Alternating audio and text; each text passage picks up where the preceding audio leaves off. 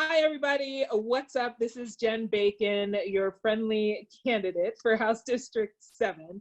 I'm really excited to be able to come back to you all and share some conversations about what it is that a legislator does and what it is that a legislator can do, particularly in support and partnership with community. So with me today is the Honorable Representative Leslie Herod. There is no other.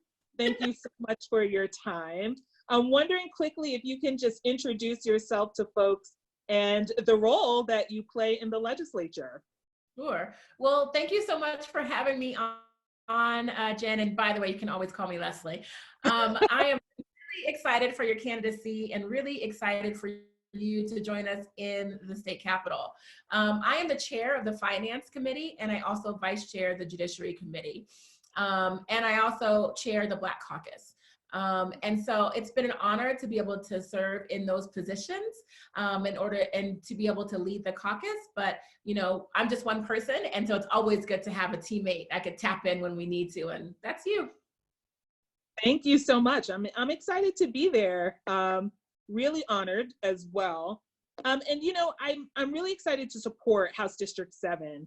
And, you know, we have a very robust community. The neighborhoods we serve from Park Hill, Montbello, Stapleton, Green Valley Ranch. And we know that our neighbors, given different experiences, all are kind of focusing on a single thing right now. And that's how we're going to kind of make it through the COVID pandemic. And so I found it interesting because as I started my journey as a candidate, you know, I said, here are three main things that are important for my platform: focusing on education, focusing on social justice and the impact to community in regards to civil rights, from the environment to the criminal justice system, and affordable living, which includes not only living wages, but people being able to afford to stay in their homes, retire, and take a vacation. And so as we kind of go through the year, though, we know our landscape has been tremendously altered by COVID. So I'm wondering if you can share with us, you know, how is the legislature talking about this? And what is it you think we might have to prioritize and shift to as we enter a session in January? Yeah. Well, first of all, I want to say that I appreciate your policies and your alignment, not only with the Democratic Party and platform, but with what your constituents in your district really needs and cares about. Mm-hmm. So Yeah. that's utmost importance. Mm-hmm. But you're right. Everything that we do moving forward is going to be COVID related for probably a couple of years. Mm-hmm. Let me tell you why. So we go back to end our legislative session on May 18th. And then of course we come back again here. We are projecting to be in a deficit for about 2 years. Our communities are projected to feel the effects of this COVID pandemic for much longer. And so we really need to prioritize all of our legislation and all of our spending on COVID recovery. So what does that mean? That means that when we are advocating for things that we believe in, or when advocates come to us for things that they care about, we should always try to frame it with a COVID lens at first, if we can. So for instance, criminal justice reform, you know, why are we locking people up in places that we know can easily have a pandemic outbreak in them when the crime doesn't fit that type of sentence, you know? So that's how we talk about criminal justice reform. But I gotta tell you, what I'm most excited about you coming into the legislature and bringing, and in alignment with your constituents, is your perspective in education. Our young people have been out of school, right, for a long time, and we don't know what's gonna happen next fall. But what we do know is that our education budgets are gonna be in deficit. What we do is that we're gonna have to slash essential programs. And what I'm concerned about is making sure that our kids succeed, right? And making sure that we have someone who has on the ground experience about what it's like to run a school district in the state legislature. And I think that that's just a perspective that we're gonna really need to hone into next session and this one. Yes, thank you so much for that. You know, when we think about our young people, we're particularly focusing on our high school seniors and juniors, right? And how they can enter a new world, let alone a workspace in which our primary role is to prepare them for. And so what I've come to appreciate through this and through the tragedy and toughness that COVID has really thrown at us is that we're starting to recognize in a lot of different ways what public education actually means to communities and how important it is to be able to sustain and support as well as move a community forward.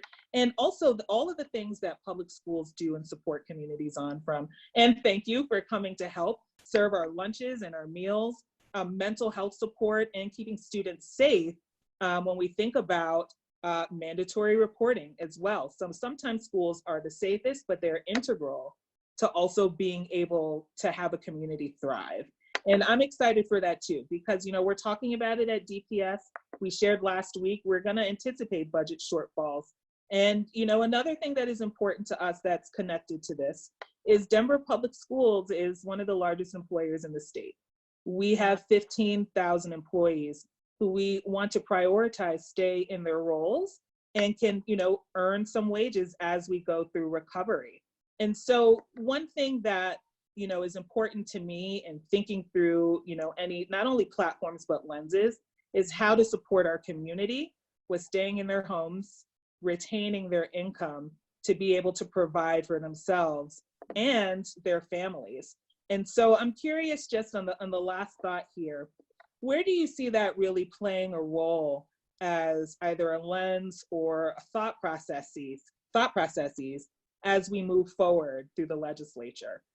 Yeah, I think that, again, that perspective you bring about what schools actually do these are so important.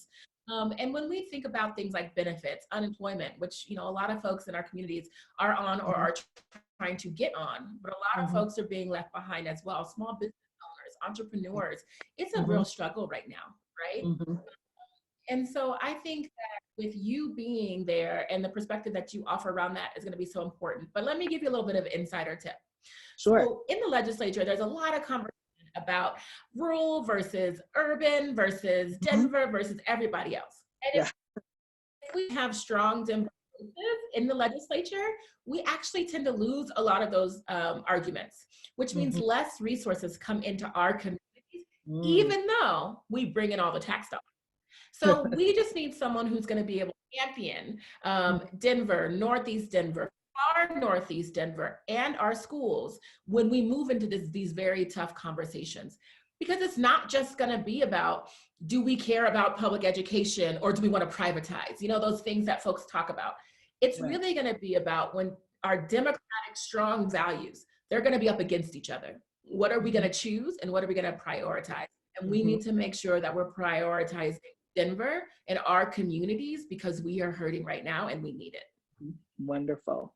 Well, thank you so much for your time. It is truly a pleasure. I really appreciate your insights and, more importantly, your love for this community and really fighting for them. So thank you so much. It will be an honor to join you. And I hope that everyone watching too can hear from us that we've got your back too as we go into making decisions for our communities. So thank you again. This is What's Up Wednesday. Appreciate you. Thanks for having me on. Bye. Bye.